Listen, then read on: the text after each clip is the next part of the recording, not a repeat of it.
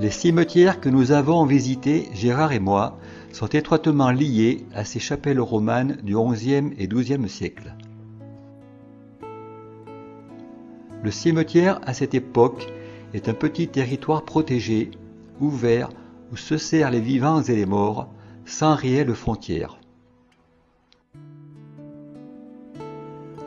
Ce cimetière médiéval est un espace public et communautaire où les manifestations sont nombreuses, telles que les marchés, les réunions villageoises ou judiciaires, et dans certains, on trouve des silos, des celliers et même des fours à pain.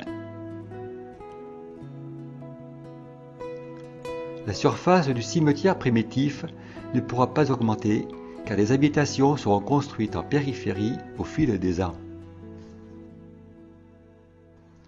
Vers le XIIIe siècle, l'Église prend possession de ces cimetières pour en faire un lieu de prière. Ils sont clos par des murs de pierre. Les personnages les plus importants du village se font enterrer dans l'église. Les autres, au plus proche des murs de l'église, pour profiter des eaux lustrales qui tombent du toit, mais cela n'est aussi réservé qu'à certains. Il comportait alors deux parties.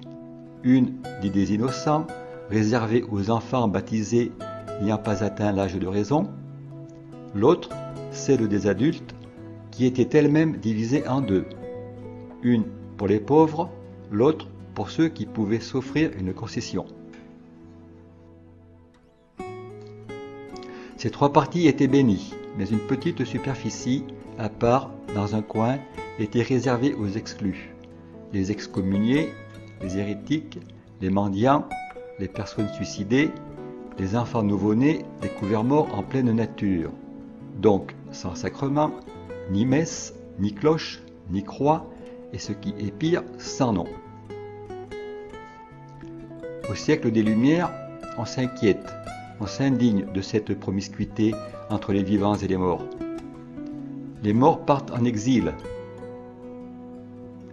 Et en mars 1776, une ordonnance royale de Louis XVI mettra en place une organisation concernant les sépultures in iglesia et les inhumations hors les murs de la ville, donnant ainsi au cimetière une nouvelle destination. Ces cimetières primitifs sont de véritables livres d'histoire, des lieux de mémoire ancestrale.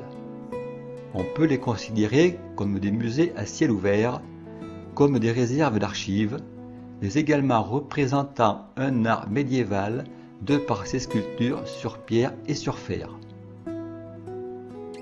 C'est le conservatoire des mentalités, voire un mode architectural. Tout un patrimoine funéraire évolutif du fait de l'expression des familles à travers la diversité des tombes.